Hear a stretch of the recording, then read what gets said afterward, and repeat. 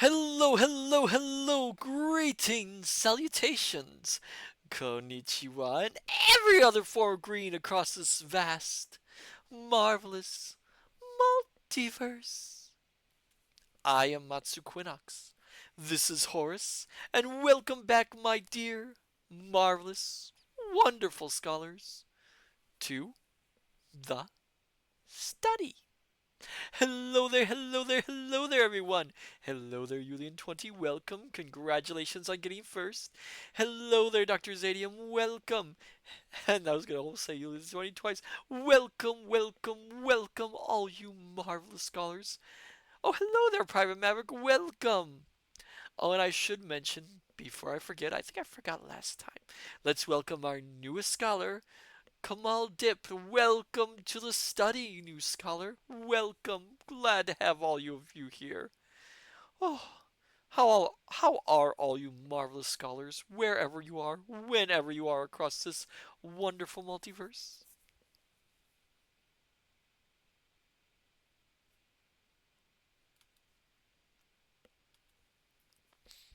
Julian20, fine as a feather. Good, wonderful, wonderful.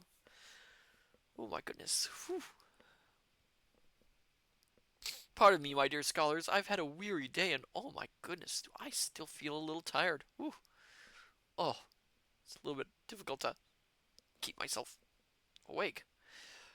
Private Maverick, I'm good. Good, good. I'm glad to hear you're good. It's wonderful to be good. It's wonderful to be okay. It's just plain wonderful. Oh, as I said, oh my goodness, it was a busy day.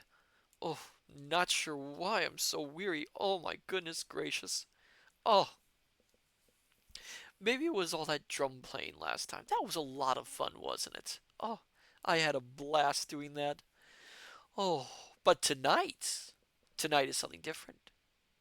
Tonight, tonight could be just any night. Tonight we are continuing our reading of The Merry Adventures of Robin Hood. Oh, and we are actually, as I mentioned before, we're a little bit more halfway through the book. We don't have that much left actually, relatively speaking. It actually is a lot of words, so yeah, yeah. Technically, we do have a lot left, but still, we've been having fun with this book, haven't we? Right? I need to get a drink of water first. Oh, at least I think I've been having fun. Julian 20, yes, yes, yes, yes, of course, yes, yes. But still, it's a very wordy book. But where was I? Oh yes, yes, yes. Um, so where we leave? Pardon me.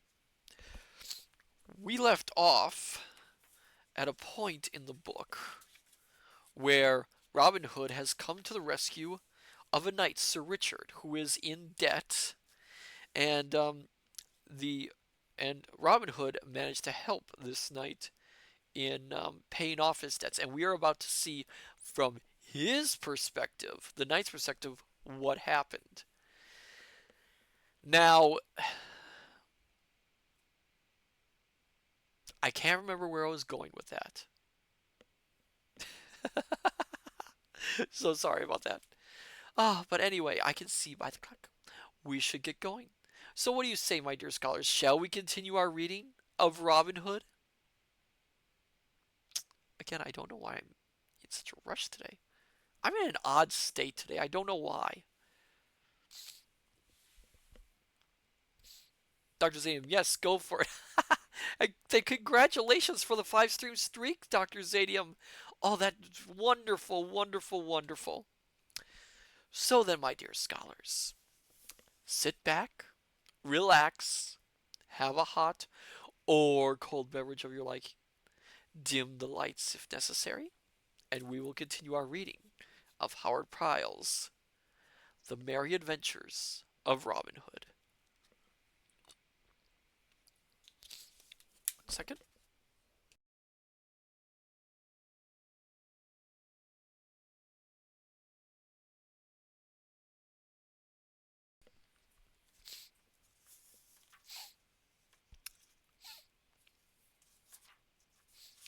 2. How Sir Richard of the Lea paid his debts to Emmet.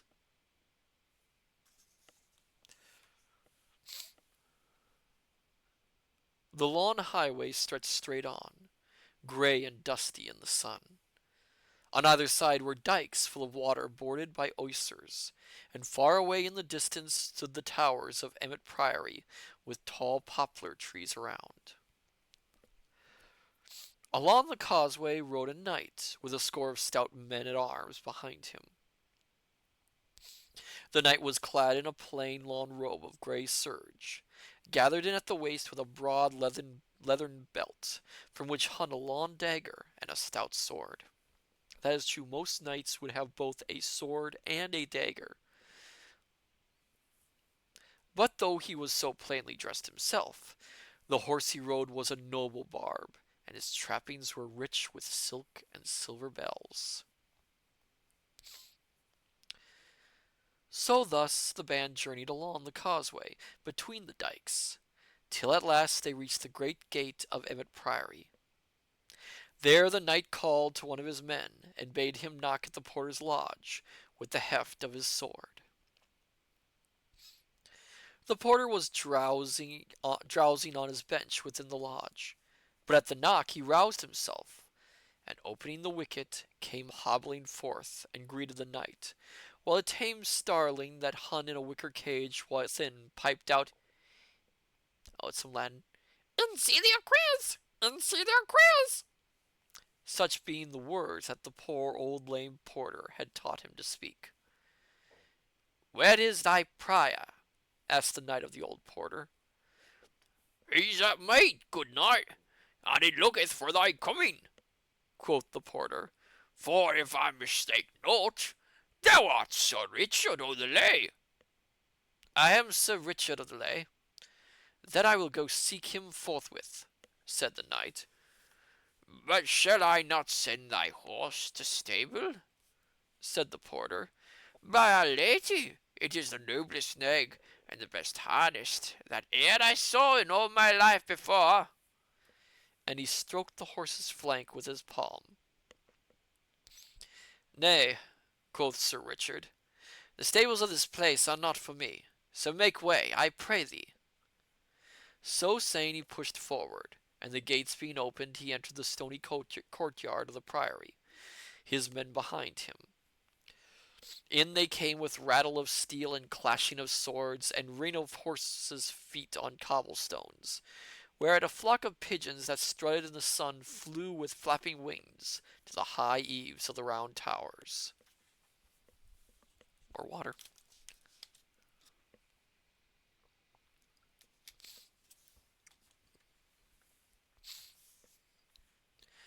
Whilst the knight was riding along the causeway to Emmet, a merry feast was toward in the rectory there. Refectory there. It's hard to pronounce that word. The afternoon sun streamed in through the great arched windows, and lay in broad squares of light upon the stone floor, and across the board covered with a stony linen cloth, whereon was spread a princely feast. At the head of the table sat Prior Vincent of Emmet, all clad in soft robes of fine cloth and silk.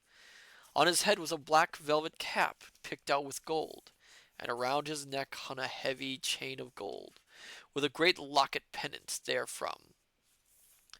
Beside him, on the arm of his great chair, roosted his favourite falcon, for the prior was fond of the gentle craft of hawking.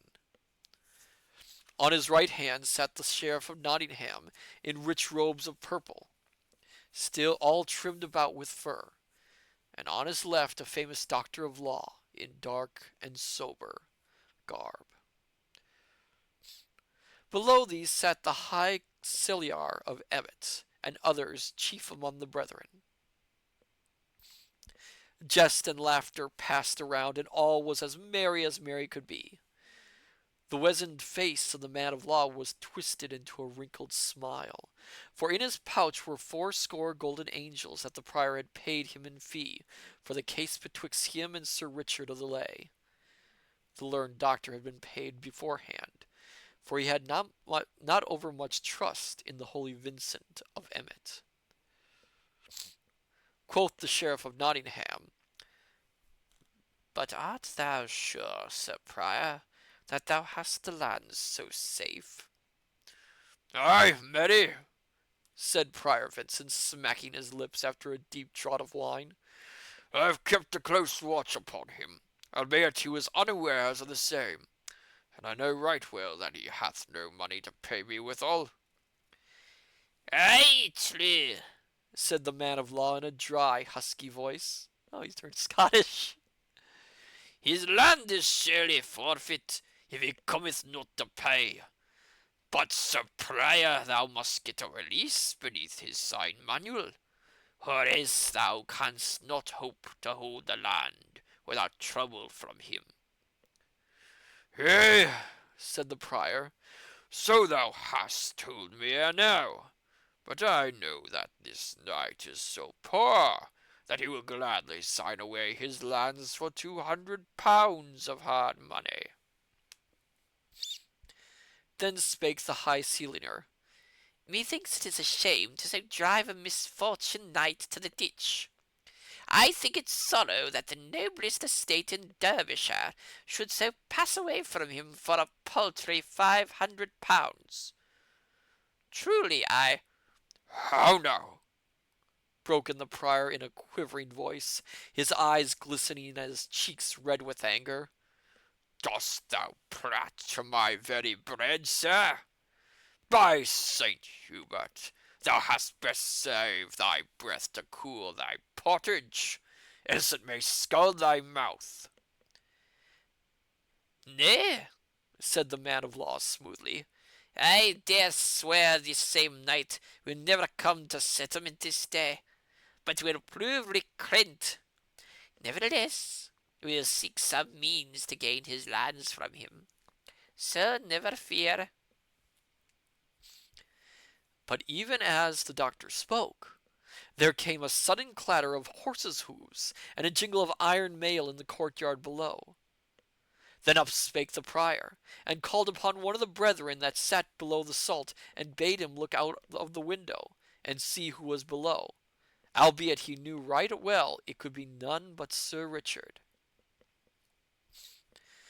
So the brother arose and went, and looked, and he said, "I see below a score of stout men at arms, and a knight just dismounting from his horse.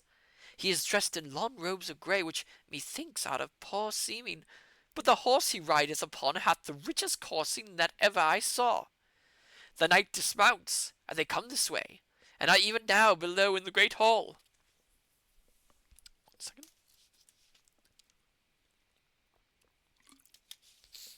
Excuse me. "Lo, see ye there now," quoth Prior Vincent. Here you have a knight with so lean a purse as scarce to buy him a crust of bread to munch. Yet he keeps a band of retainers, and puts rich trappings upon his horse's hide, whilst his own back goeth bare. Is it not well that such men should be brought low?" "But art thou sure," said the little doctor tumultuously, "that this knight will do us no harm? Such as he are fierce when crossed, and he hath a band of naughty men at his heels. Mayhap thou hadst better give an extension of his debt." Thus he spake, for he was afraid Sir Richard might do him a harm. "Thou needest not fear," said the Prior, looking down at the little man beside him. "This knight is gentle, and would as soon think of harming an old woman as thee." As the Prior finished, the door at the lower end of the refectory swung open, and in came Sir Richard, with folded hands and head bowed upon his breast. Thus humbly he walked slowly up the hall, while his men-at-arms stood about the door. When he had come to where the Prior sat, he knelt upon one knee. "Save and keep thee, Sir Prior," said he. "I am come to keep my day." Then the first word that the prior said to him was, Hast thou brought my money? Alas, I have not so much as one penny upon my body, said the knight, whereat the prior's eyes sparkled. Hold on. Oh, I'm trying to tell who's reading the next one. Now thou art a shrewd debtor, I wot, Said he then. so sheriff I drink to thee. But still the knight kneeled upon the hard stones, so the prior turned to him again. What would thou have? Quoth he sharply. At these words a slow red mounted into the knight's cheeks, but still he knelt. I would crave thy mercy, said he, as thou hopest for heaven's mercy. Show mercy to me. Strip me not of my lands, and so reduce a true knight to poverty. Thy day is broken, and thy lands forfeit, said the man of law, plucking up his spirits at the knight's humble speech. Quoth Sir Richard, Thou man of law, wilt thou not befriend me in mine hour of need? Nay, said the other, I hold with this holy prior, who hath paid me my fees in hard gold, so that I am bound to him. Wilt thou not be my friend, Sir Sheriff? Said Sir Richard. Nay, for heaven, quoth the Sheriff of Nottingham, this is no business of mine, yet I will do what I may. And he nudged the prior beneath the cloth with his knee. Wilt thou not ease him of some of his debts, Sir Prior? At this the prior smiled grimly. Pay me £300, Sir Richard, said he, and I will give thee the quittance of thy debts.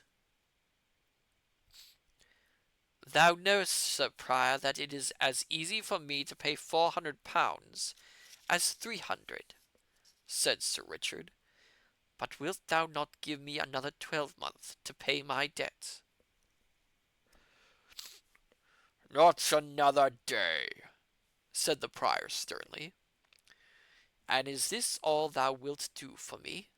asked the knight. Now, out upon thee, false knight, cried the prior, bursting forth in anger. Either pay thy debt as I have said, or release thy land, and get thee gone from out my hall. Then Sir Richard arose to his feet. Thou false, lying priest, said he in so stern a voice that the man of law shrunk affrighted. I am no false knight, as thou knowest full well, but have ever held my place in the press and the tourney. Hast thou so little courtesy, that thou wouldst see a true knight kneel for all this time, or see him come into thy hall and never offer him meat or drink? Then quoth the man of law in a trembling voice, This is surely an ill way to talk of matters pertaining to business. Let us be mild in speech. What wilt thou pay this knight, Sir Prior, to give thee release of his lands? I would have given him £200, quoth the prior, but since he hath spoken so vilely to my teeth, not one groat of £100 will he get. Hast thou offered me £1,000, false prior? said the knight, thou wouldst not have got an inch of my land. Then turning to where his men-at-arms stood near the door, he called, Come hither, and beckoned with his finger, whereupon the tallest of them all came forward, and handed him a long leathern bag. Sir Richard took the bag, and shot from it upon the table a glittering stream of golden money. Bear in mind, Sir Prior, said he, that thou hast promised me quittance for £300. Not one farthing above Yeah, that shalt thou get. So saying, he counted out 300 pounds and pushed it toward the prior. Now, I should make a little note of this. At the time this story takes place, it's well worth noting that the church probably was one of the wealthiest landowners in all of England, second only to the king, and sometimes even above the king. Um, there was often a lot of conflict between the church and the royalty for this reason, and the royalty would often try and find ways to repossess the lands that the church had, especially during times of war when they needed money to um, supply themselves with funds to continue their fights. This happened a lot during the Crusades, ironically enough,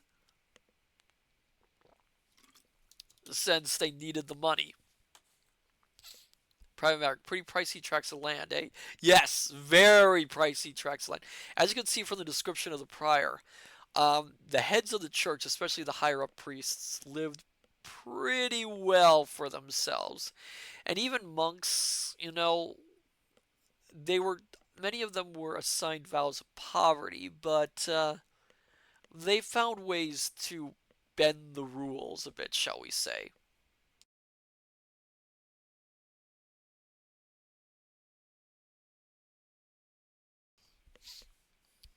So, if anything, many of these books that depict the church like this do try to point out how hypocritical these rich priests are. They're supposed to be men of the cloth, men who abide by a vow of poverty, but really they are just as rich as any of the nobles in the land.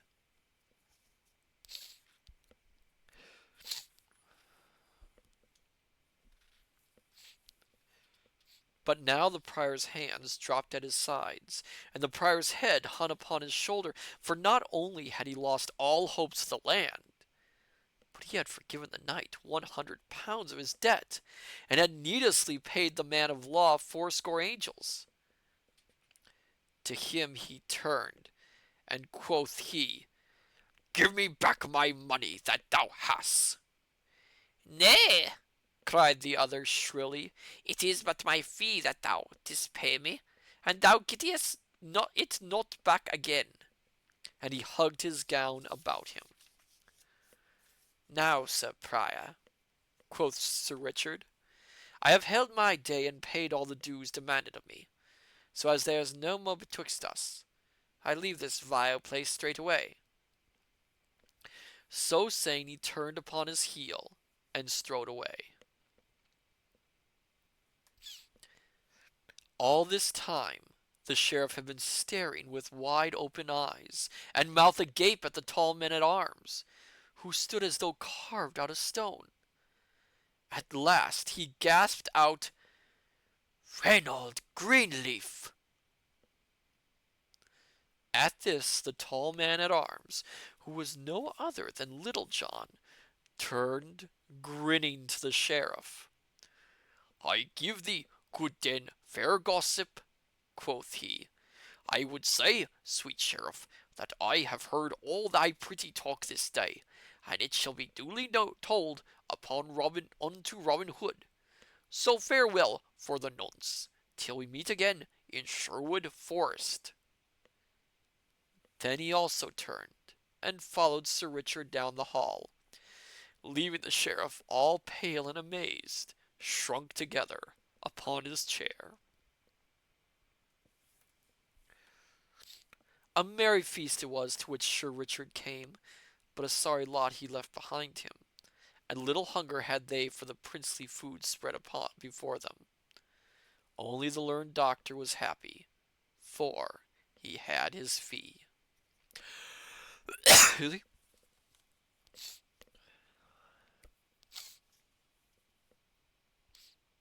Now, a 12 month and a day passed since Prior Richard of Emmet sat at feast, and once more the mellow fall of another year had come.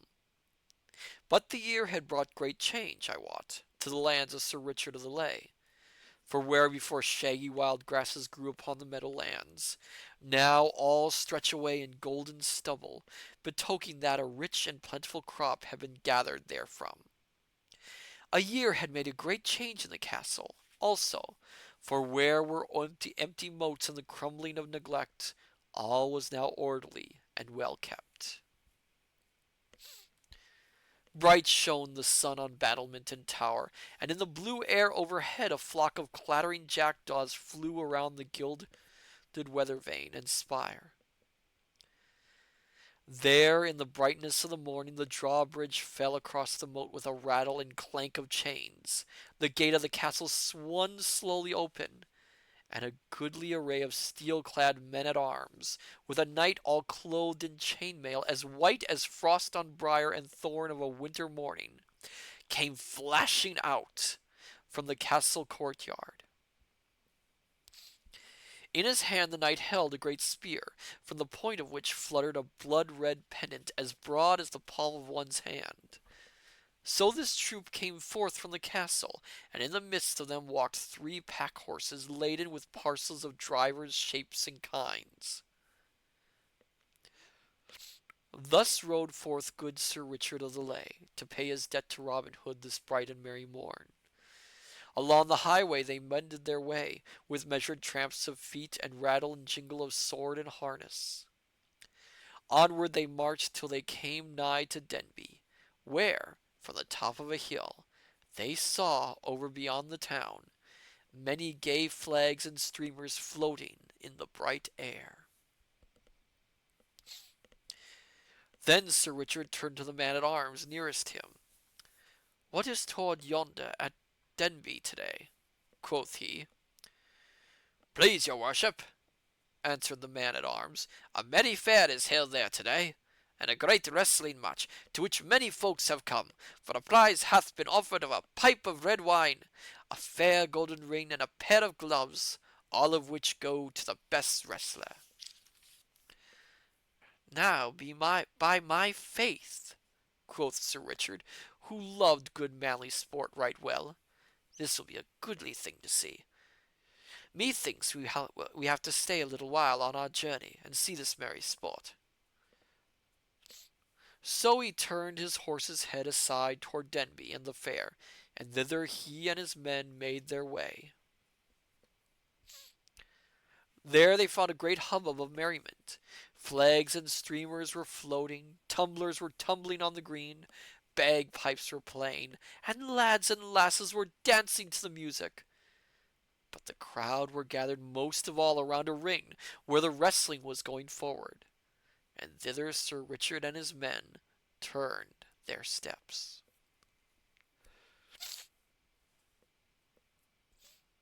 Now, when the judges of the wrestling saw Sir Richard coming, and knew who he was, the chief of them came down from the bench where he and the others sat, and went to the knight and took him by the hand, beseeching him to come and sit with them and judge the sport. So Sir Richard got down from his horse and went with the others to the bench raised beside the ring.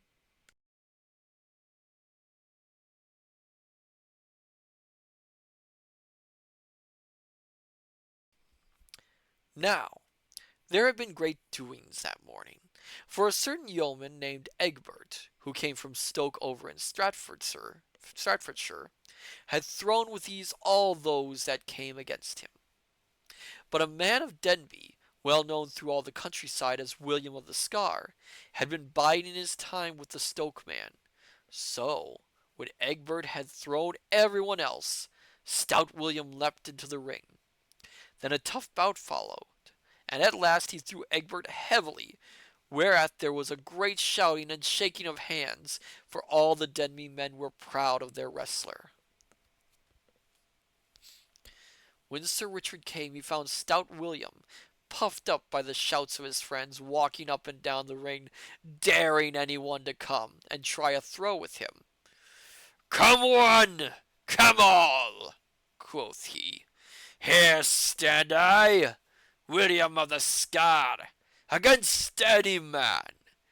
If there is none in Derbyshire to come against me, come all who will, from Nottingham, Stafford, or York, and if I do not make them one and all root the ground with their noses like swine in the forests, call me no more Brave William the Wrestler.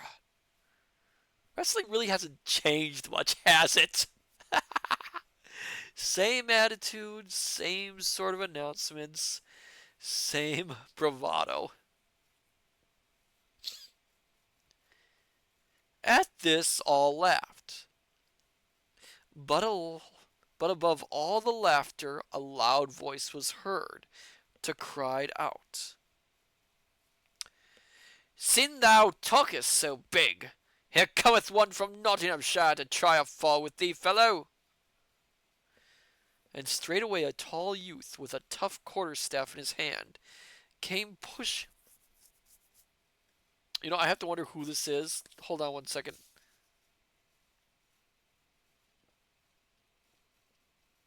I want to see who the stranger is ahead of time so I get his voice right.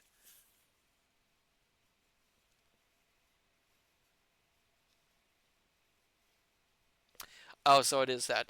Hold on, I gotta do the voice again. I got the voice wrong. Sin thou talkest so big, here cometh one from Nottinghamshire to try a fall with thee, fellow.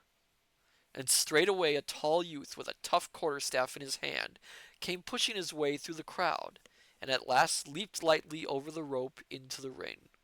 Now you might think it's not important for me to keep the voices consistent, but I'm very picky. I like to keep my characters having the same voices, the same voices over and over again, if possible.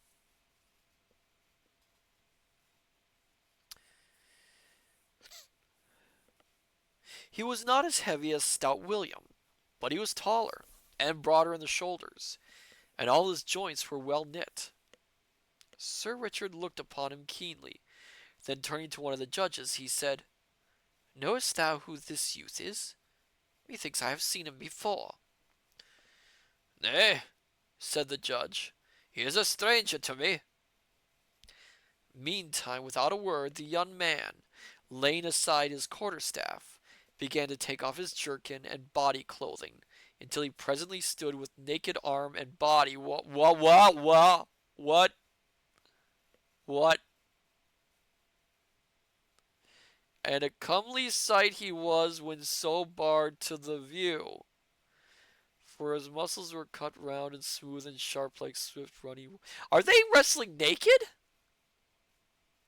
I mean, I know ancient Greece they used to wrestle, but this is medieval. This is the Middle Ages in England. Are they wrestling naked?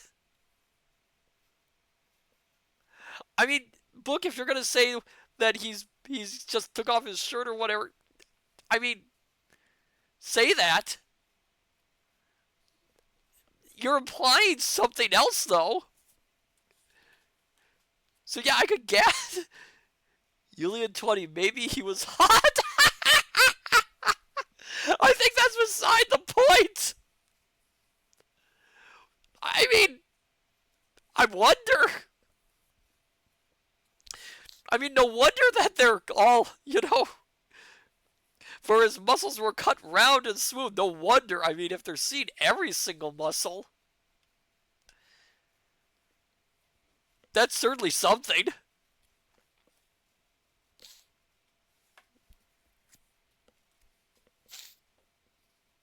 Oh, where was I?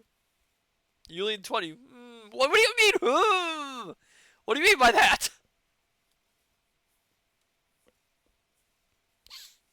I'm going to continue.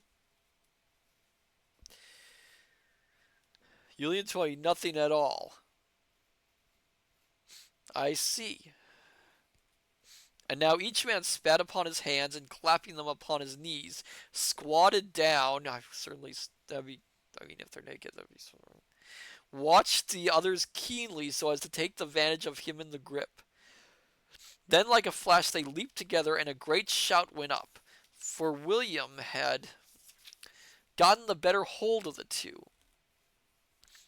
For a short time they strained and struggled and writhed, and then stout William gave his most cunning trip and throw, but the stranger met it with greater skill than his, and so the trip came to naught.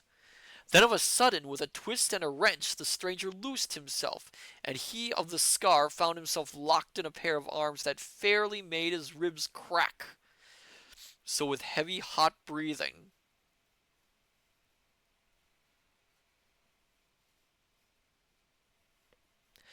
with heavy, hot breathing, I'm sorry. I'm sorry. It's just, I should have gone that way with the reading. They stood for a while straining, their bodies all glistening with sweat and great drops of sweat. All their bodies all glistening with sweat and great drops of sweat trickling down their faces. All the image this this provides. This could be taken horribly out of context. Horribly out of context. But the stranger's hug was so close that at last stout William's muscles softened under his grip, and he gave a sob.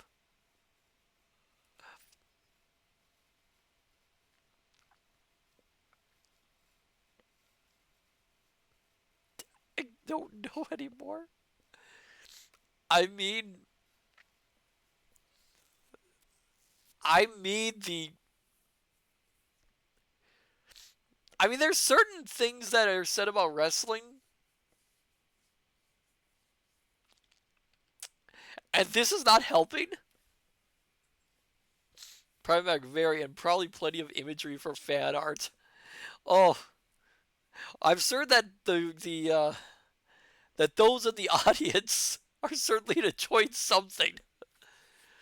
I mean, even if they're not completely naked, like the book sort of inadvertently hinted at, there is something here for them.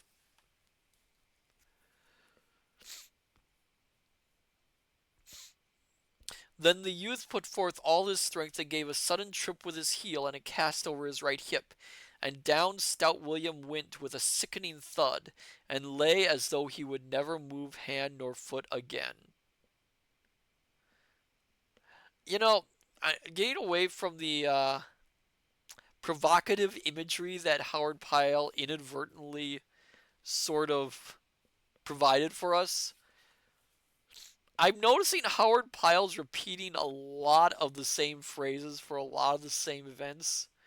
He says a lot when someone's knocked unconscious, as though he would never move hand or foot again, as though he would. It's happening a lot here, and I just noticed it right now. It's such an odd thing too. Get another drink of water.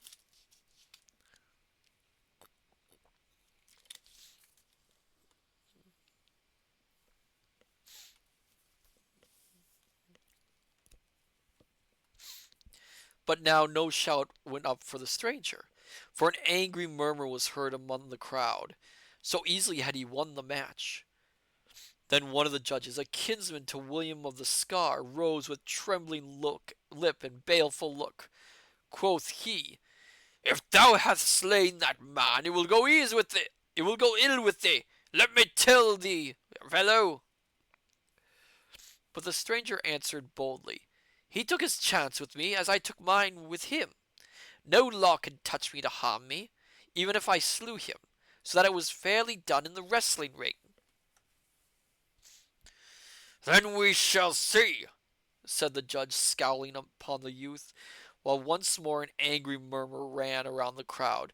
For, as I have said, the men of Denby were proud of stout William of the Scar.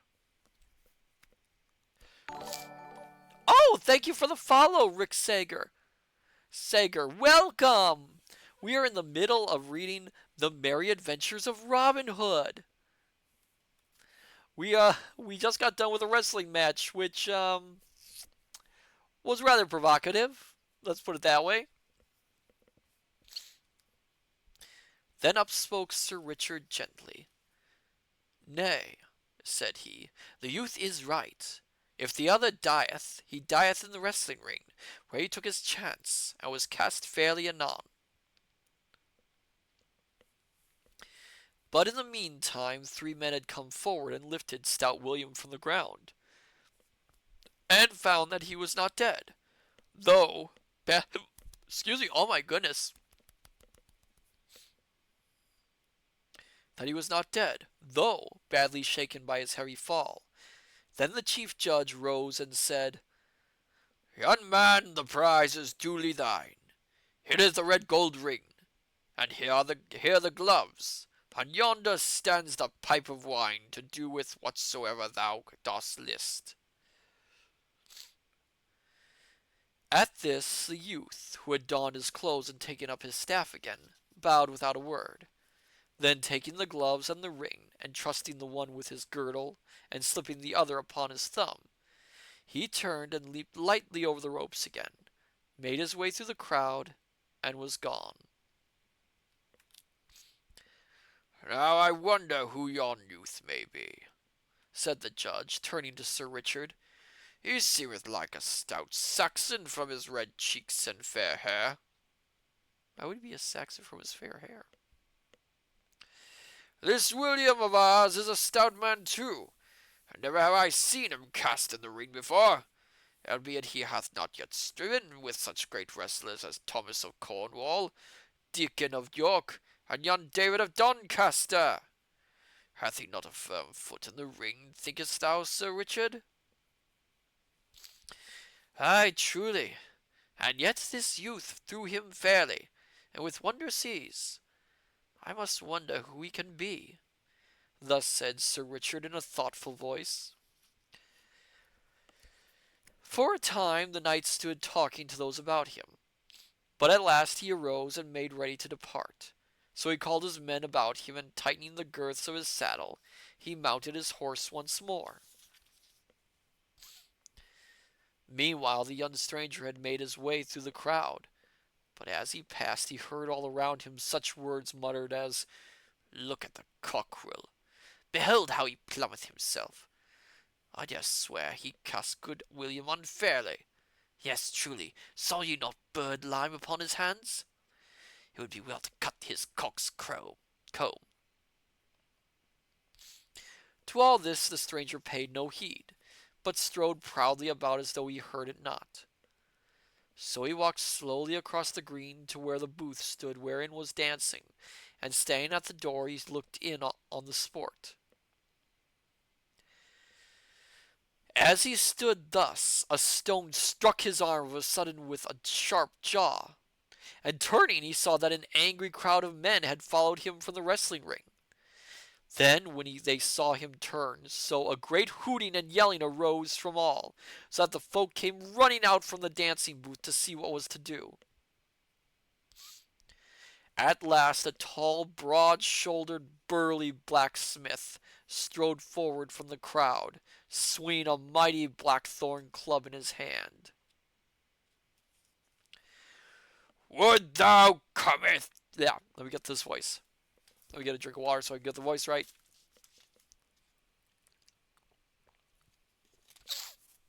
Excuse me.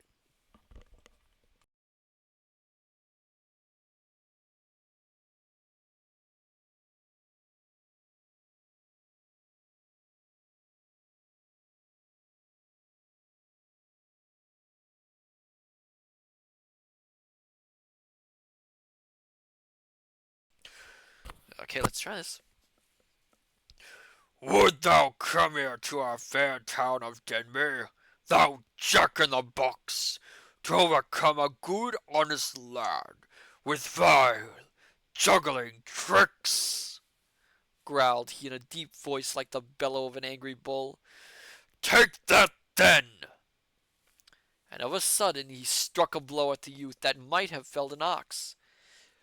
But the other turned the blow deftly aside and gave back another so terrible that the Denby man went down with a groan, as though he had been smitten by lightning. When they saw their leader fall, the crowd gave another angry shout, but the stranger placed his back against a tent near which he stood, swinging his terrible staff, and so fell had been the blow that he struck the stout smith that none dared to come within the measure of his cudgel. So the press crowded back like a pack of dogs from a bear at bay. But now some coward hand from behind threw a sharp jagged stone that smote the stranger on the crown, so that he staggered back, and the red blood gushed from the cut and ran down his face and over his jerkin. Then, seeing him dazed with this vile blow, the crowd rushed upon him, so that they overbore him, and he fell beneath their feet. Now, it might have gone ill with the youth, even to the losing of his young life, had not Sir Richard come to this fair. For of a sudden shouts were heard, and steel flashed in the air, and blows were given with the flat of swords, whilst through the midst of the crowd Sir Richard of the Lea came spurring on his white horse. Then the crowd, seeing the steel-clad knight and the armed men, melted away like snow on the warm hearth, leaving the young man all bloody and dusty upon the ground. Finding himself free, the youth arose, and wiping the blood from his face, looked up. Quoth he, Sir Richard of the Lea, mayhap thou hast saved my life this day. Who art thou that knowest Sir Richard of the Lea so well? Quoth the knight. Methinks I have seen thy face before, young man. Yea, thou hast, said the youth, for men call me David of Doncaster. Ha! said Sir Richard. I wonder that I knew thee not, David. But thy beard hath grown longer, and thou thyself art more set in manhood since this day 12-month. Come hither into the tent, David, and wash the blood from thy face. And thou, Ralph, bring me straightway a clean jerkin. I am sorry for thee, yet I am right glad that I have had a chance to pay a part of my debt of kindness to thy good master Robin Hood, for it might have gone ill with thee had I not come, young man. So saying, the knight led David into the tent, and there the youth washed the blood from his face and put on the clean jerkin. In the meantime, a whisper had gone around from those that stood nearest that this was none other than the great David of Doncaster, the best wrestler in all the mid-country. Only last spring had cast stout Adam O'Lincoln in the ring at Shelby and Yorkshire, and now held the mid-country champion belt. I love that even in Middle Ages England, there are wrestling belts. That is fantastic. Thus it happened that when young David came forth from the tent along with Sir Richard, the blood all washed from his face and his soiled jerkin changed for a clean one, no sounds of anger were heard, but all pressed forward to see the young man, feeling proud that one of the great wrestlers of England should have entered the ring at Denby Fair, for thus fickle is a mass of men.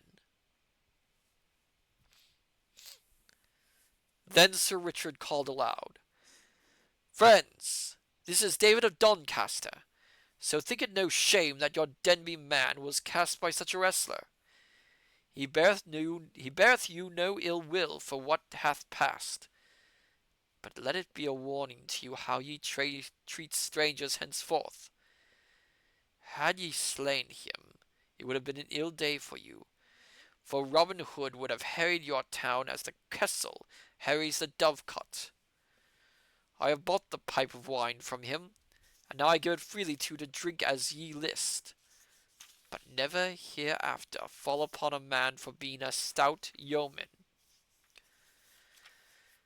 At this all shouted Amen, but in truth they thought more of the wine than of the knight's words. Then Sir Richard, with David beside him, and his men at arms around, turned about and left the fair. Excuse me. But in after days, when the men that saw that wrestling bout were bent with age, they would shake their heads when they heard of any stalwart game, and say, Hey, hey, but thou shouldst have seen the great David of Doncaster cast out William of the Scar at Tenby Fair.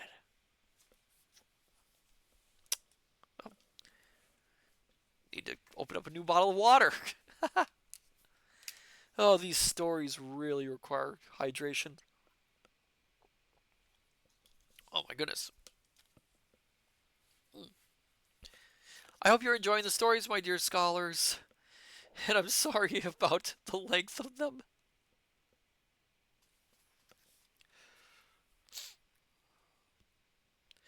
Robin Hood stood in the merry greenwood, with Little John and most of his stout yeomen around him, awaiting Sir Richard's coming.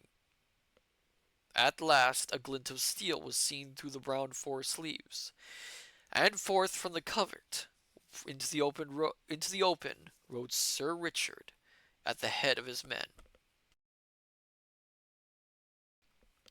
He came straight forward to Robin Hood, and leaping from off his horse, clasped the yeoman in his arms.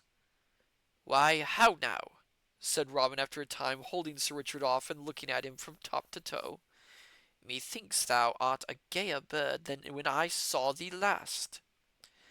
"Yes, thanks to ye, Robin," said the knight, laying his hand upon the yeoman's shoulder. "But for thee I would have been wandering in misery in a far country by this time.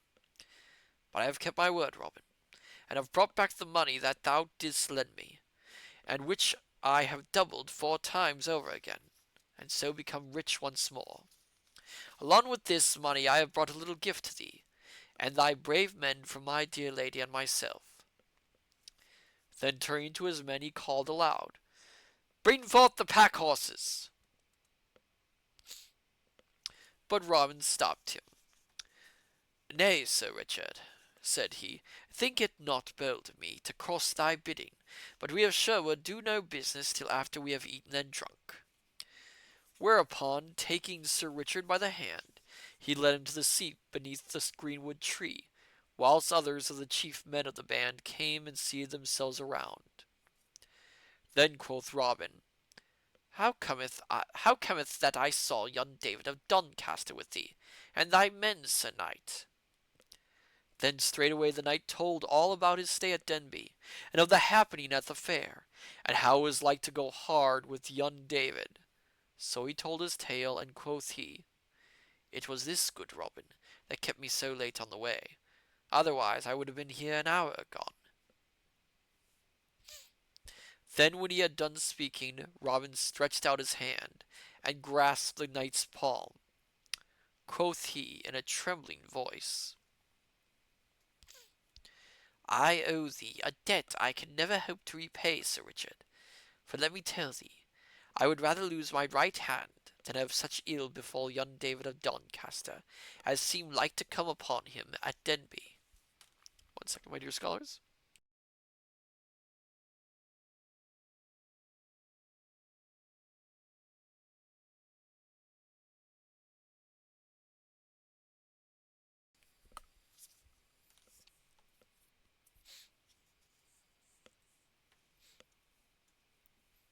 So they talked until, after a while, one came forward to say that the feast was spread. Whereupon all arose and went there too. When at last it was done, the knight called upon his men to bring the pack horses forward, which they did according to his bidding. Then one of the men brought the knight a straw box, which he opened and took from it a bag, and counted out £500, the sum he had gotten from Robin.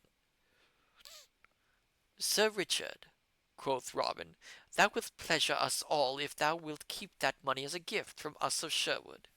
Is it not so, my lads?" Then all shouted "Aye!" with a mighty voice. "I thank you all deeply," said the knight earnestly, "but think it not ill of me if I cannot take it. Gladly have I borrowed it from you, but it may not be that I can take it as a gift." Then Robin Hood said no more, but gave the money to Little John to put away in the treasury, for he had shrewdness enough to know that naught breeds ill will, and heart bitterness like gifts forced upon one that cannot choose but take them. Then Sir Richard had the packs laid upon the ground and opened, whereupon a great shout went up that made the forest ring again, for lo! there were 10 score bows of finest Spanish yew, all burnished till they shone again, and each bow inlaid with fanciful figures in silver, yet not inlaid so as to mar their strength. Besides these were 10 score quivers of leather embroidered with golden thread, and in each quiver were a score of shafts with burnished heads that shone like silver. Each shaft was feathered with peacock's plumes, innocked with silver. Sir Richard gave to each yeoman a bow and a quiver of arrows, but to Robin he gave a stout bow inlaid with the cunningest workmanship in gold, whilst each arrow in his quiver was innocked with gold. Then all shouted again for joy of the fair gift, and all swore among themselves that they would die if need be for Sir Richard and his lady. At last the time came when Sir Richard must go, whereupon Robin Hood called his band around him, and each man of the yeomen took a torch in his hand to light the way through the woodlands. So they came to the edge of Sherwood, and there the knight kissed Robin upon the cheeks, and left him, and was gone. Thus Robin Hood helped a noble knight out of his dire misfortunes, that else would have smothered the happiness from his life. Now, listen, and you shall next hear of certain merry adventures that befell Robin Hood and Little John, and how one turned beggar, and the other barefoot friar, likewise what each gained thereby.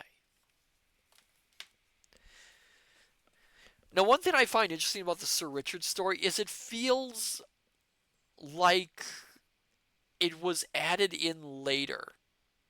It definitely feels like it wasn't part of the original Robin Hood ballads. Especially since Sir Richard takes such a center stage and is such a main character. So it just feels a little bit odder compared to the other Robin Hood chapters.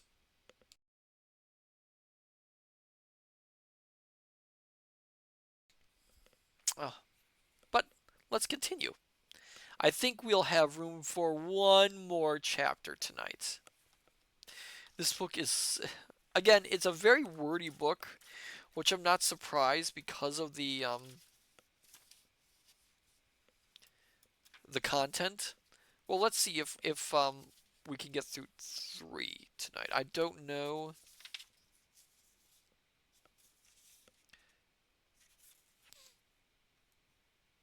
We are.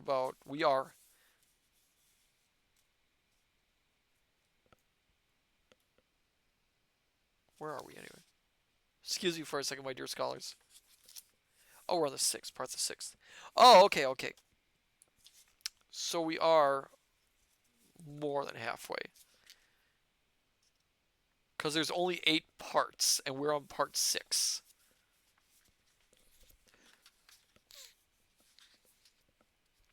Part 6th, in which it is told how that Robin Hood and Little John turned, the one a beggar and the other a strolling friar, and went forth to seek adventures. Likewise it is told how Little John prayed to some purpose, and how Robin Hood drubbed 4 beggars, and outwitted a corn engrosser. Usually, oh my goodness. Pardon my cough. 1. Little John turns barefoot friar. Give me 1 second.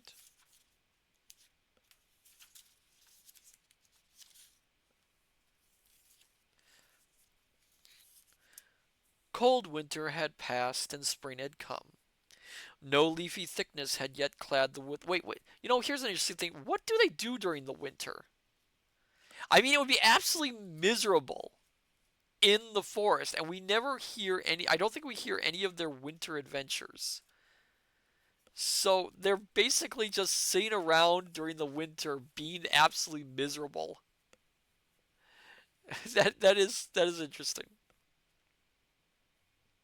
Julian 20, they snuggle. Aww. That would be kind of that would be adorable actually. Oh, where was I? Oh yes. Cold winter had passed and spring had come. No leafy thickness had yet clad the woodlands. Julian 20, lots of little robins. What? What? Okay. All right. I'm very confused right now, but okay. Cold winter had passed and spring had come, like I said the last three times. No leafy thickness had yet clad the woodlands, but the budding leaves hung like a tender mist about the trees. In the open country, the meadowlands lay a sheening green, the cornfields a dark velvety color, for they were thick and soft with the growing blades. The plowboy shouted in the sun, and the purple new turned furrows flocks of and in the purple new turned furrows flocks of birds hunted for fat worms. All the broad moist earth smiled in the warm light, and each little green hill clapped its hand for joy. On a deer's hide, stretched on the ground in the open in front of the greenwood tree, sat Robin Hood, basking in the sun like an old dog fox. Leaning back with his hands clasped about his knees, he lazily watched Little John rolling a stout bowstring from long strands of hempen thread, wetting the palms of his hands ever and anon, and rolling the cord upon his thigh. Near by sat Allan a Dale, fitting a new string to his harp. Quoth Robin at last, Virgil, is that you? Sorry, I thought I heard a shout, dear scholars. Virgil! Virgil, are you trying to tease the other book squids again?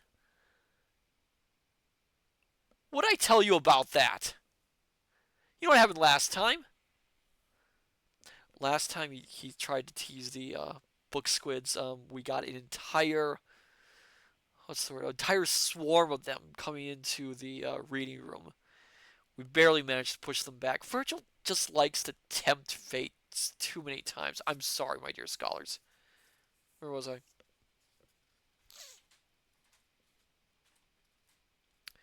Quoth Robin at last, Methinks I would rather roam this forest in the gentle springtime than be king of all merry England. What palace in the broad world is as fair as this sweet woodland just now?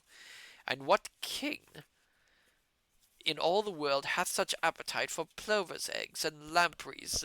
Oh, lampreys! Oh, no. I like seafood, but lampreys, no. As I for juicy venison and sparkling ale. Gaffer Swathold speaks truly when he saith, Better a crust with content than honey with a sour heart. Yea, quoth Little John as he rubbed his new-made bowstring with yellow beeswax. The life we lead is the life for me. Thou speakest for the springtime, but methinks even the winter hath its own joys. Thou and I, good master, have had more than one merry day this winter past at the Blue Boar. Dost thou not remember that night thou and Will Slothley and Friar Tuck and I passed at that same hostelry with the two beggars and the strolling friar? Yes, quoth. Yea, quoth merry Robin, laughing. That was the night that Will Stuteley must needs snatch a kiss from the stout hostess, and got a cankin of ale emptied over his head for his pains. I don't blame her. Truly it was the same, said Little John, laughing also. Methinks that was a goodly song that the strolling friar sang. Friar Tuck, thou hast a quick ear for a tune. Dost thou not remember it? I did have the catch of it one time, said Tuck. Let me see. And he touched his forefinger to his forehead in thought, humming to himself and stopping ever and anon to fit what he had got to what he searched for in his mind. At last he found it all, and clearing his throat, sang merrily. Oh my goodness, more songs.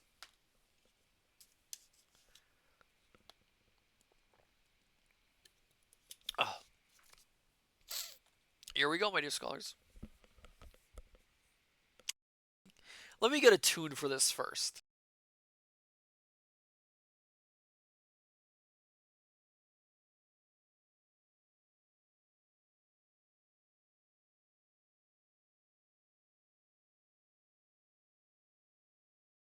One second, I'll be right back.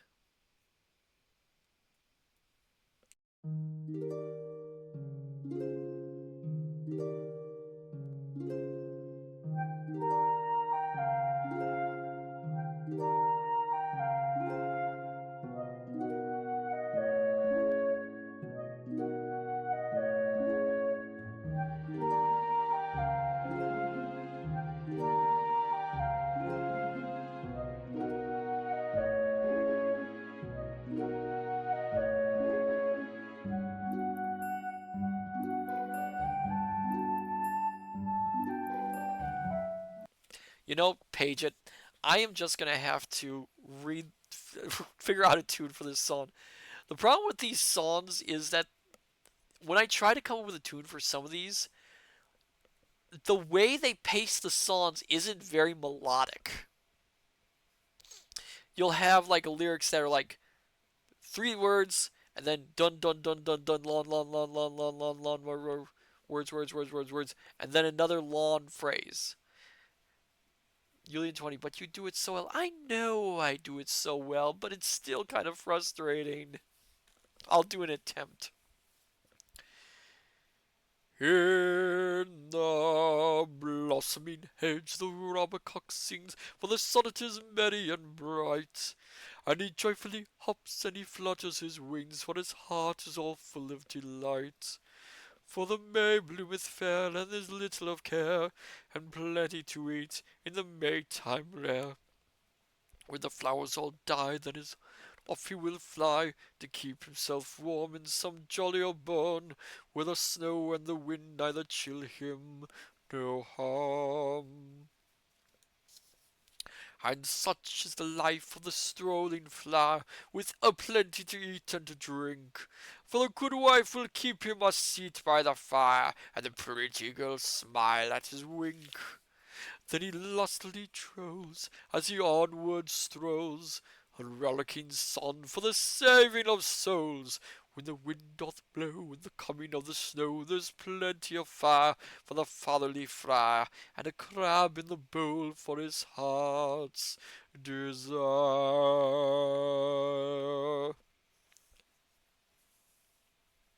I don't know, I did okay with that one. Thank you, thank you. Thus Friar Tuck sang in a rich and mellow voice, rolling his head from side to side in time with the music.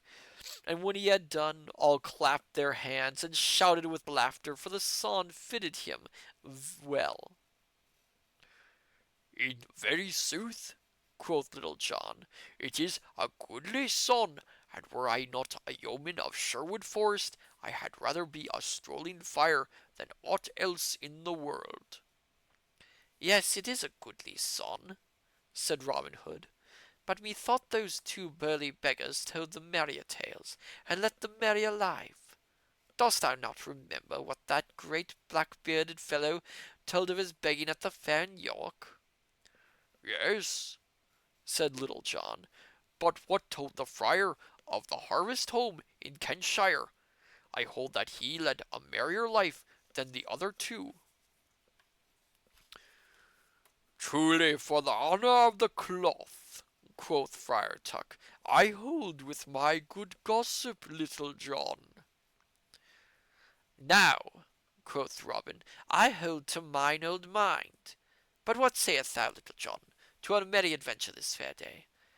Take thou a friar's gown from our chest of strange garments, and don the same, and I will stop the first beggar I meet and change clothes with him. Then let us wander the country about this sweet day, and see what befalls each of us." "That fitteth my mind," quoth Little John. "So let us forth, says I." Thereupon Little John and Friar Tuck went to the storehouse of the band, and there chose for the yeoman the robe of a grave friar. Then they came forth again, and a mighty roar of laughter went up, for not only had the band never seen Little John in such guise before, but the robe was too short for him by a good palm's breadth. But Little John's hands were folded in his loose sleeves, and Little John's eyes were cast upon the ground, and at his girdle hung a great lawn string of beads. "Oh, chut, chut," quoth Friar Tuck, nudging him with his elbow. "Look not down at that way. Raise thine eyes boldly, or else all will know thee to be a cheat, and ne'er a lass will give thee a smile, and ne'er a good wife a crust in all the countryside." At this all laughed again, swearing that never was so strapping a friar in all merry England as Little John made. And now Little John took up his stout staff, at the end of which hung a chubby little leathern pottle, such as palmers carry at the tips of their staves. But it was something, I wot, more than good Malmsey than cold spring water. I wot more like good Malmsey than cold spring water, such as godly pilgrims carry. Then up rose Robin, and took his stout staff in his hand likewise, and slipped 10 golden angels into his pouch, for no beggar's garb was among the stores of the band. So he was fain to run his chance of meeting a beggar, and buying his clothes of him.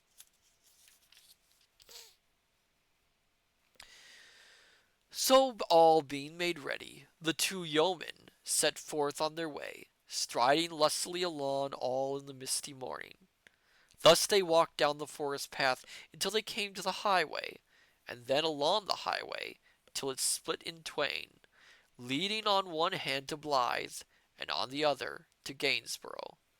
Here the yeoman stopped. Quoth jolly Robin, "Take thou the road to Gainsborough, and I will take that to Blythe. So fare thee well, holy father, and mayest thou not cause to count thy beads in earnest ere we meet again." "Good den, good beggar that is to be," quoth Little John, "and mayest thou have no cause to beg for mercy ere I see thee next." So each stepped sturdily upon his way, until a green hill rose between them, and the one was hid from the sight of the other.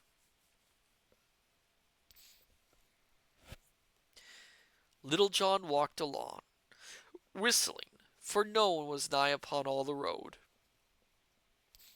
In the budding hedges the little birds twittered merrily, and on either hand the green hills swept up to the sky, and the great white clouds of springtime sailed slowly over their crowns in lazy flight. Up hill and down dale walked Little John, the fresh wind blowing in his face and his robes fluttering behind him. And so at last he came to a crossroad that led to Tuxford. Here he met 3 pretty lasses, each bearing a basket of eggs to market. I need more water.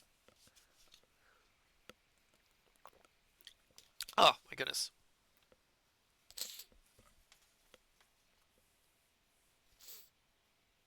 Quoth he, "Whither away, fair maidens?" and he stood in their path, holding his staff in front of them to stop them. Then they huddled together and nudged one another, and one presently spake up and said, "We are going to the Tuxford market, holy friar, to sell our eggs." "Now out upon it," quoth Little John, looking upon them with his head on one side. "Surely it is a pity that such fair lasses should be forced to carry eggs to market. Let me tell you, and I had the shaping of things in this world, ye should all three have been clothed in the finest silks, and ride upon milk-white horses, with pages at your side, and feed upon nothing but whipped cream and strawberries, for such a life would surely befit your looks. At this speech all three of the pretty maids looked down, blushing and simpering. One said, La! Another, Miriam maketh sport of us. And the third, Listen now to the holy man. But at the same time they looked at Little John from out of the corner of their eyes. Nay, quoth Little John roundly, holy man or no holy man, I know a fair lass when I see her. And if e'er a man hereabouts saith ye are not the fairest three in all Nottinghamshire, I'll knock his vile teeth down his lying throat with this stout staff. Hear ye now. He's not very good at playing friar, is he? I don't think he's even attempting it.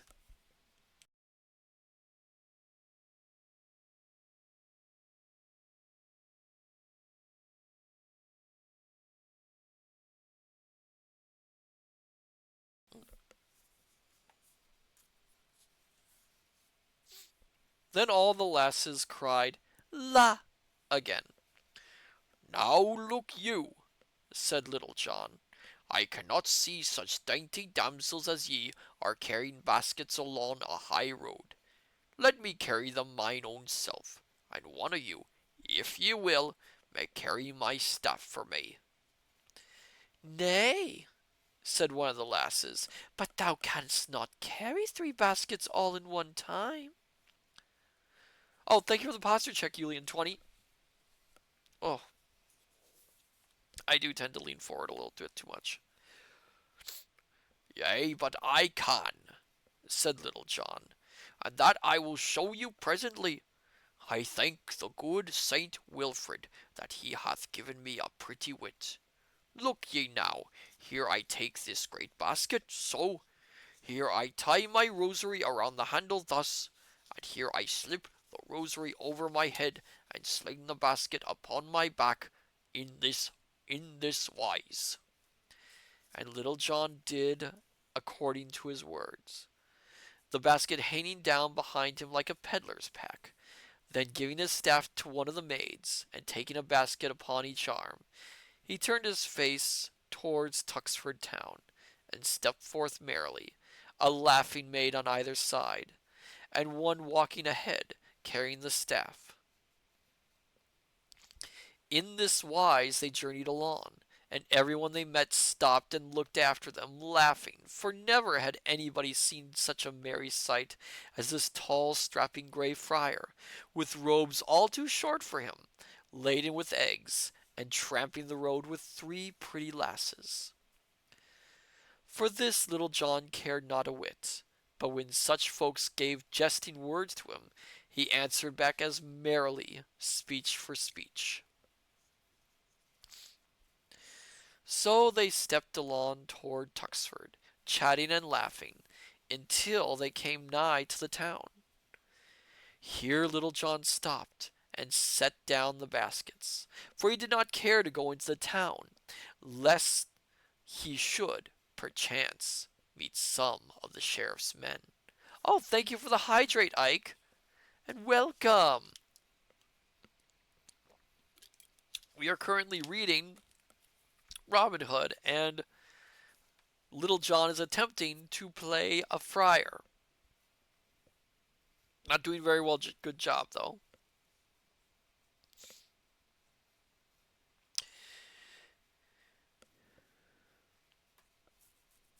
Alas, sweet chucks, quoth he, here I must leave you. I had not thought to come this way, but I am glad I did so. Now ere we part, we must drink sweet friendship. So saying, he unslung the leather pottle from the end of his staff, and drawing the stopper therefrom, he handed it to the lass who had carried his staff. first wiping the mouth of the pottle upon his sleeve. Then each lass took a fair drink of what was within, and when it had passed all around, Little John finished what was left, so that not another drop could be squeezed from it. Then, kissing each lass sweetly, he wished them all good den, and left them. But the maid stood looking after him as he walked away, whistling. "What a pity," quoth one, "that such a stout lusty lad should be in holy orders." "Marry," quoth Little John to himself as he strode along, "yon was no such ill happening. Sir Dunstan send me more of the like." After he had trudged along for a time, he began to wax thirsty again in the warmth of the day. He shook his leathern pottle beside his ear, but not a sound came therefrom. Then he placed it to his lips and tilted it high aloft, but not a drop was there. "Little John, Little John," "Oh, thank you for the posture check, Ike," said he sadly to himself, shaking his head the while. "women will be thy ruin yet, if thou dost not take better care of thyself." But at last he reached the crest of a certain hill, and saw below a sweet little thatched inn lying snugly in the dale beneath him, toward which the road dipped sharply. At the sight of this, a voice within him cried aloud, "I give thee joy, good friend, for yonder is thy heart's delight, to wit, a sweet rest and a cup of brown beer." So he quickened his pace down the hill, and so came to the little inn, from which hung a sign with a stag's head painted upon it. In front of the door a clucking hen was scratching at the dust, with a brood of chickens about her heels. The sparrows were chatting of household affairs under the eaves, and all was so sweet and peaceful that Little John's heart laughed within him. Beside the door stood two stout cobs with brown soft padded saddles, well fitted for easy travelling. And speaking of rich guests in the parlor, yeah. In front of the door, three merry fellows, a tinker, a peddler, and a beggar, were seated on a bench in the sun quaffing stout ale. "I give you good den, sweet friends," quoth Little John, striding up to where they sat. "Give thee good den, holy father," quoth the merry beggar with a grin. "but look ye, thy gown is too short. Thou hadst best cut a piece off the top and tack it to the bottom, so that it may be long enough. But come, sit beside us here, and take a taste of ale, if thy vows forbid thee not." "Nay," quoth Little John, also grinning, "the blessed Saint Dunstan hath given me a free disposition for all indulgence in that line." And he thrust his hand into his pouch for money to pay his score. "Truly," quoth the tinker, "without thy looks belie thee, holy friar, the good Saint Dunstan was wise, for without such dispensation his votary is like to have many a penance to make. Nay, take thy hand from out thy pouch, brother, for thou shalt not pay this shot. Ho, landlord, pot of ale." So the ale was brought and given to Little John. Then, blowing the froth a little way to make room for his lips, he tilted the bottom of the pot higher and higher, till it pointed to the sky, and he had to shut his eyes to keep the dazzle of the sunshine out of them. Then he took the pot away, for there was nothing in it, and heaved a full deep sigh, looking at the others with moist eyes and shaking his head solemnly. "Ho, landlord!" cried the pedlar, "bring this good fellow another pot of ale, for truly it is a credit to us all to have one amongst us who can empty a cannikin so lustily." So they talked amongst themselves merrily, until after a while quoth Little John, "Who rideth those two nags yonder?" two holy men like thee, brother, quoth the beggar. They are now having a goodly feast within, for I smelled the steam of a boiled pullet just now. The landlady saith they come from Fountain Abbey, in Yorkshire, and go to Lincoln on matters of business. They are a merry couple, said the tinker, for one is as lean as an old wife's spindle, and the other as fat as a suet pudding. Talking of fatness, said the pedlar, thou thyself lookest none too ill-fed, holy friar.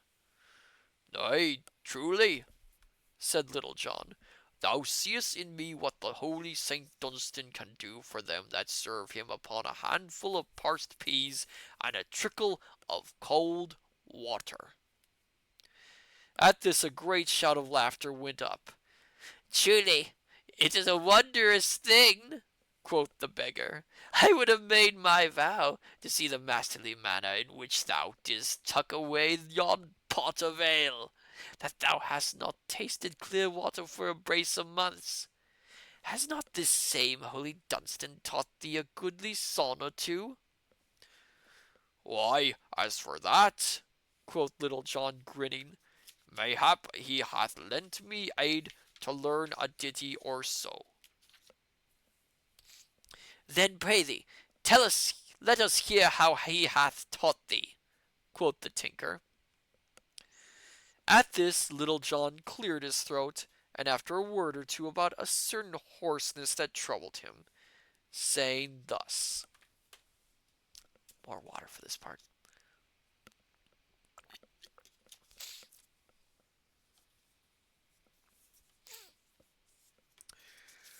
Ah, pretty maid, whither dost thou go? I pray thee, wait for thy lover also, and will gather the rose as it sweetly blows, for the merry winds are blowing. Now it seemed as though Little John's songs were never to get sung, for he had got no further than this when the door of the inn opened, and out came the two brothers of Fountain Abbey, the landlord following them, and as the saying is, washing his hands with humble soap. But when the brothers of Fountain Abbey saw who it was that sang, and how he was clad in the robes of a grey friar, they stopped suddenly, the fat little brother drawing his heavy eyebrows together in a mighty frown, and the thin brother twisting up his face as though he had sour beer in his mouth. Then as Little John gathered his breath for a new verse, Here now, roared forth the fat brother, his voice coming from like loud thunder from a little cloud. thou naughty fellow, is this a fit place for one in thy garb to tipple and sing profane songs? Nay, quoth Little John, sin I cannot tipple and sing like your worship's reverence in such a goodly place as Fountain Abbey. I must then tipple and sing where I can. How now, out upon thee, cried the tall, lean brother in a harsh voice.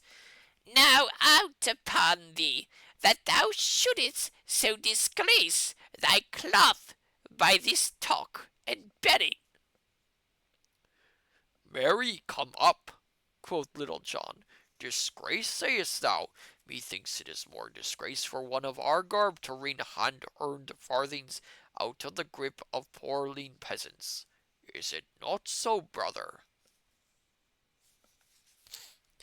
At this the tinker and the pedlar and the beggar nudged one another, and all grinned, and the friars scowled blackly at Little John, but they could think of nothing further to say, so they turned to their horses.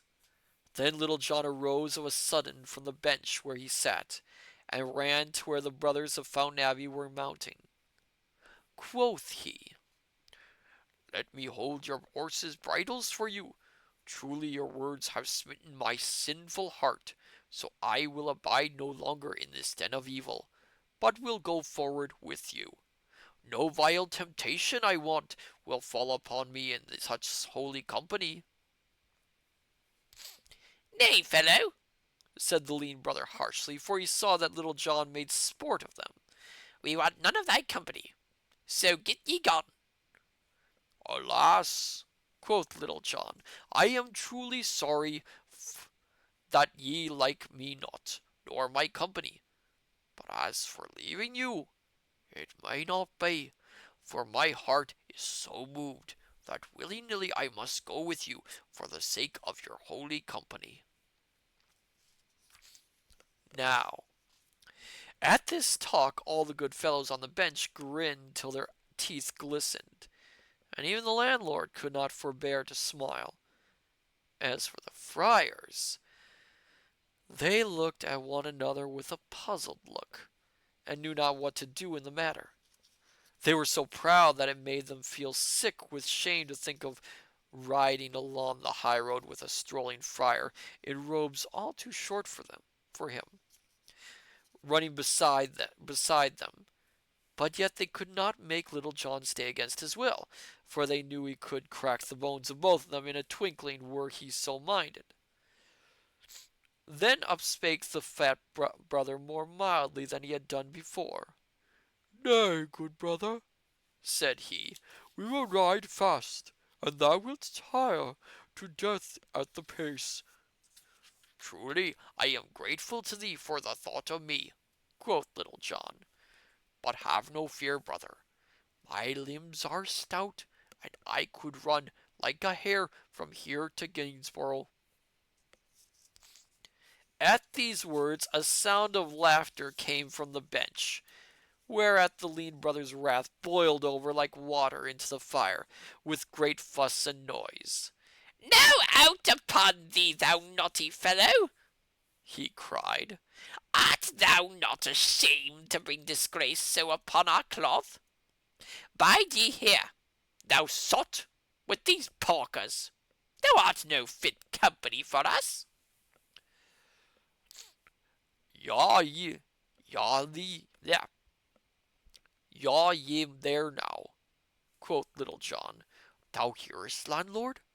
Thou art not fit company for these holy men. Go back to thine alehouse. Nay, if these most holy brothers of mine do but give me the word, I'll beat thy head with this stout staff till it is as soft as whipped eggs.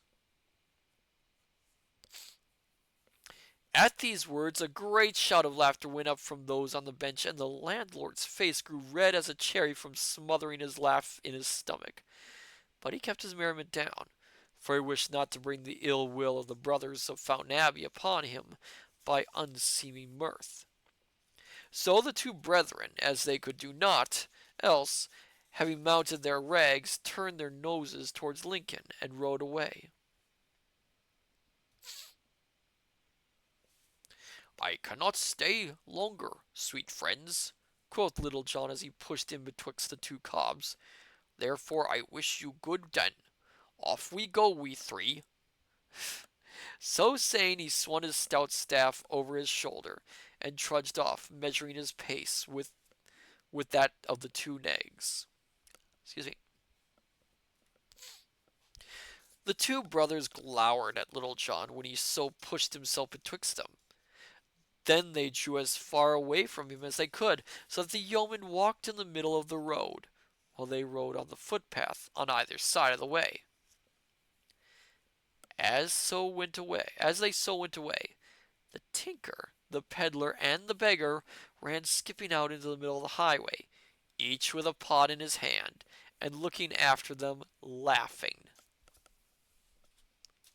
More water.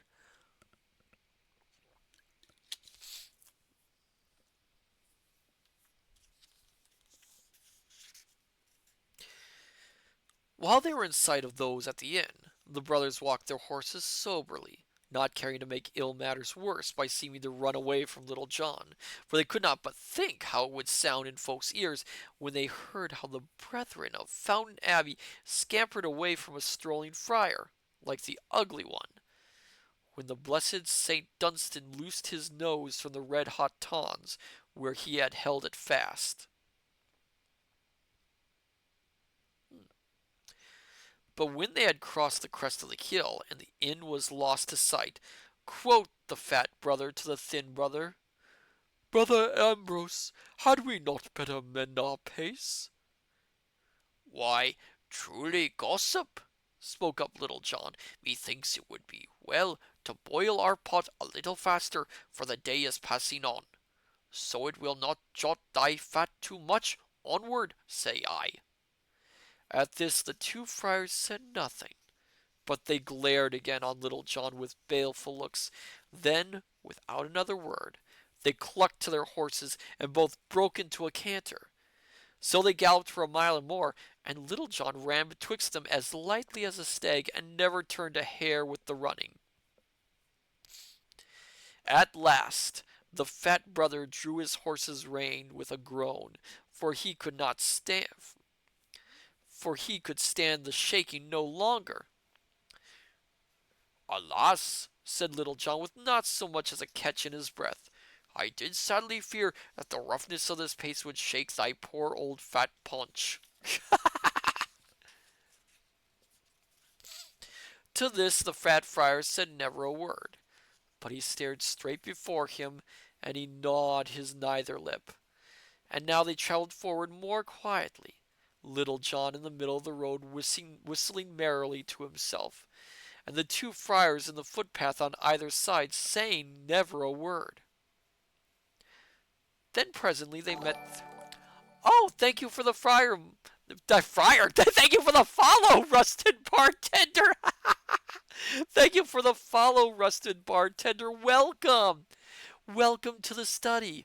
We are reading The Merry Adventures of Robin Hood. We are a few pages from ending tonight's reading.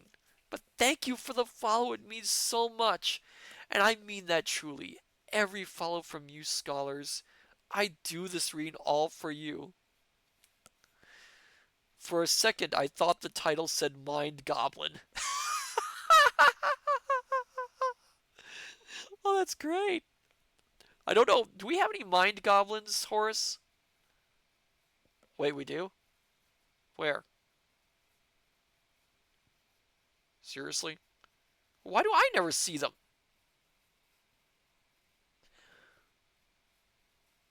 Really? Even for an omniversal being like... Oh. Oh, I see. I see. I was just informed by Horace that yes, mind goblins do exist, but they only exist in your mind. Which makes sense. Let's be honest. Rusted bartender, mind goblin Diz.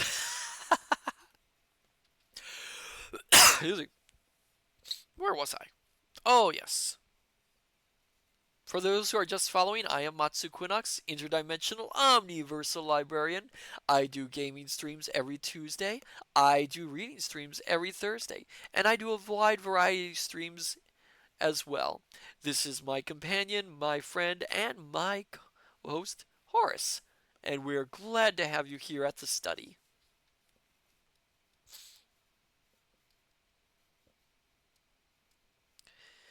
Then presently they met three merry minstrels, all clad in red, who stared amain to see a grey friar with such short robes walking in the middle of the road, and two brothers with heads bowed with shame riding upon richly caparocined cobs on the footpaths. When they had come near to the minstrels, Little John waved his staff like an usher clearing the way. "Make way!" he cried in a loud voice. Make way, for here we go, we three." Then how the minstrels stared, and how they laughed! But the fat friar shook as with an augur, and the lean friar bowed his head over his horse's neck.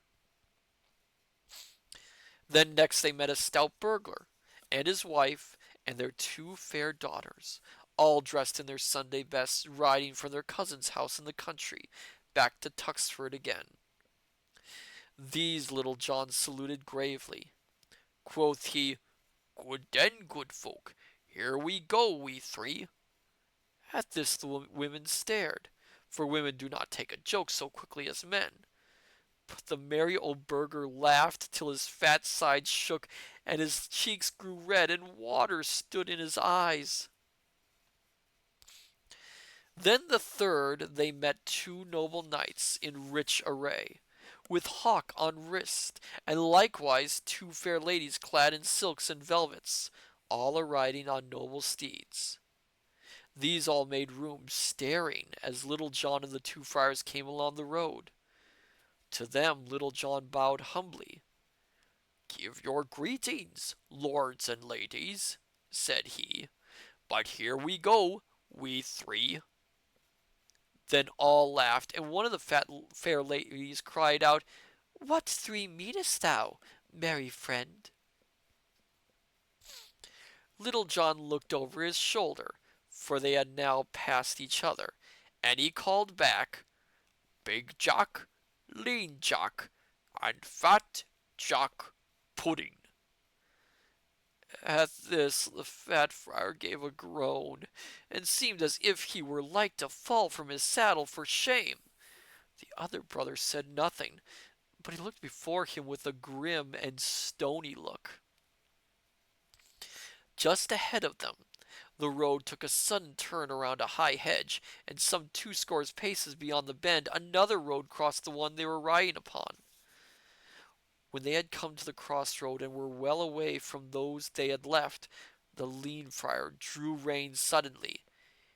Look ye, fellow, quoth he in a voice quivering with rage, we have had enough of thy vile company, and can no longer to be made sport of.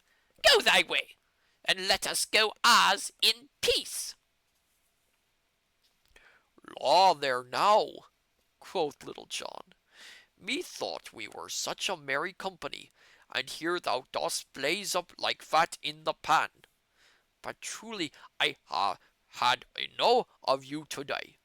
Though I can speak ill spare your company, I know ye will miss me, but gin ye want me again, whisper to Goodman Wind, and he will bring news thereof to me.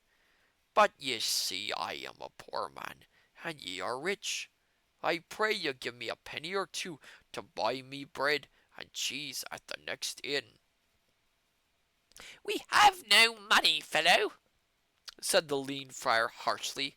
Come, brother Thomas, let us forward. But Little John caught the horses by the bridle reins, one in either hand. Ha ye in truth no money about you whatsoever? said he. Now I pray you, brothers, for charity's sake, give me somewhat to buy a crust of bread, and though it be only a penny. I tell ye, fellow, we have no money, thundered the fat little friar with the great voice. Ha ye, in holy truth, no money? asked Little John. Not a farthing, said the lean friar sourly. Not a groat, said the fat friar loudly. Nay, quoth Little John, this must not be. Far be it from me to see such holy men as ye are depart from me with no money. Get both of you down straightway from off your horses, and we will kneel here in the middle of the crossroads, and pray the blessed Saint Dunstan to send us some money to carry us on our journey. What sayest thou, thou limb of evil? cried the lean friar, fairly gnashing his teeth with rage. Dost thou bid me, the high cellar of Fountain Abbey, to get down from my horse and kneel in the dirty road to pray to some beggarly Saxon saint? Now, quoth Little John, I hae a great part of a mind to crack thy head for thee for speaking thus of the good Saint Dunstan. But get down straightway, for my patience will not last much longer, and I may forget that ye are both in holy orders. So saith he twirled his stout staff till it whistled again. At this speech, Both friars grew as pale as dough. Down slipped the fat brother from off his horse on one side, and down slipped the lean brother on the other. "Now, brothers, down on your knees and pray," said Little John. Thereupon, putting his heavy hands upon the shoulder of each, he forced them to their knees, he kneeling also. Then Little John began to beseech St. Dunstan for money, which he did in a great loud voice. I'm gonna get some more water.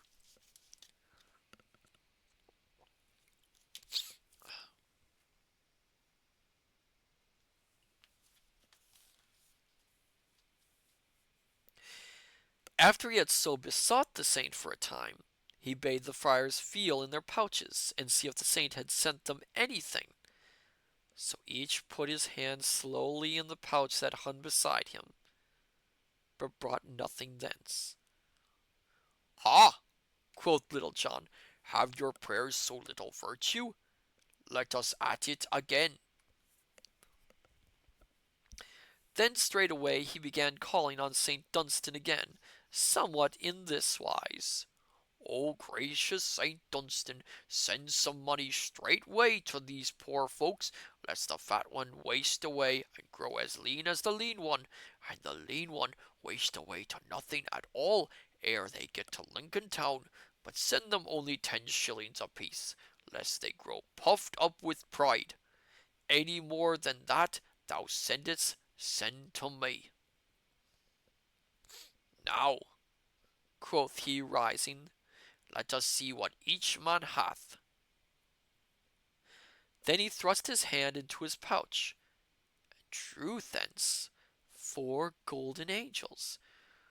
"What have ye, brothers?" said he.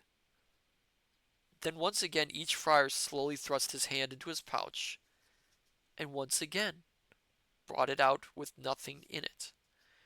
"Have ye nothing?" quoth Little John. "Nay, I warrant there is something that hath crept into the seams of your pouches, and so ye have missed it. Let me look." So he went first to the lean friar, and thrusting his hand into the pouch, he drew forth a leathern bag, and counted therefrom 110 pounds of golden money. "I thought," quoth Little John, "that thou hadst missed in some odd corner of thy pouch the money that the blessed saint had sent thee. And now let us see whether thou hast not some also, brother."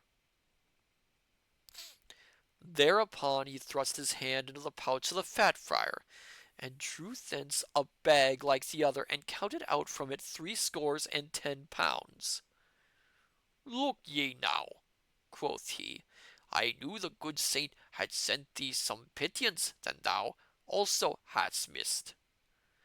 Then, giving them 1 pound between them, he slipped the rest of the money into his own pouch, saying, "Ye pledged your holy word that ye had no money. Being holy men, I trust that ye would not belie your word so pledged. Therefore I know the good Saint Dunstan had sent this in answer to my prayers. But as I only prayed for 10 shillings to be sent to each of you, all over and above that belongeth by rights to me, and so I take it. I give you good den, brothers, and may ye have a pleasant journey henceforth." so saying, he turned and left them, striding away. The friars looked at one another with a woeful look, and slowly and sadly they mounted their horses again, and rode away with never a word. But Little John turned his footsteps back again to Sherwood Forest, and merrily he whistled as he strode along.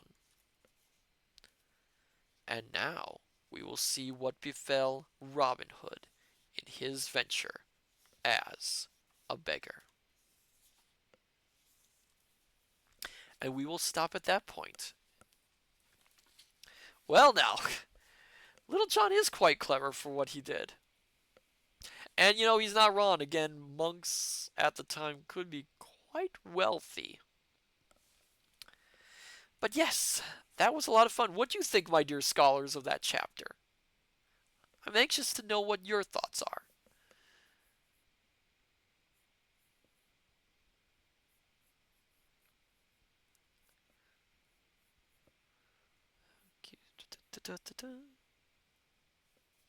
I mean, it's interesting to see Little John take the lead in a chapter like this. Although he did take the lead in an earlier chapter, of course.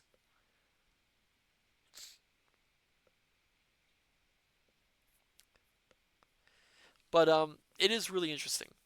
Private Matter, quite the tale. It is quite the tale. It's a good one. I think this actually is my favorite chapter so far. I mean, there's been some good ones, but this one is really, really good.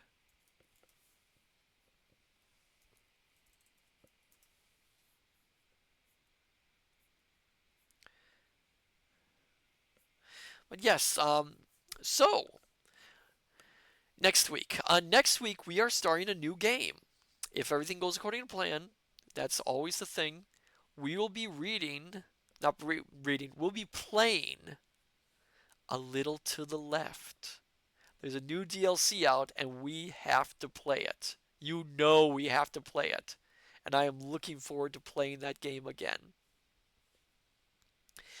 Also, then on Thursday, if everything goes according to plan, again, we will be reading more of the Merry Adventures of Robin Hood.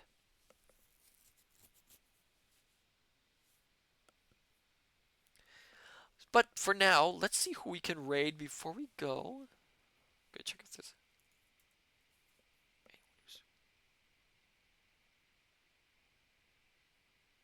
go check if there's anyone who's reading.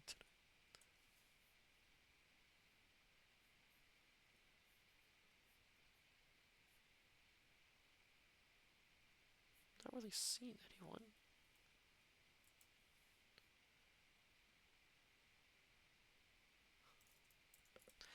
Well, let's read. Not read. What?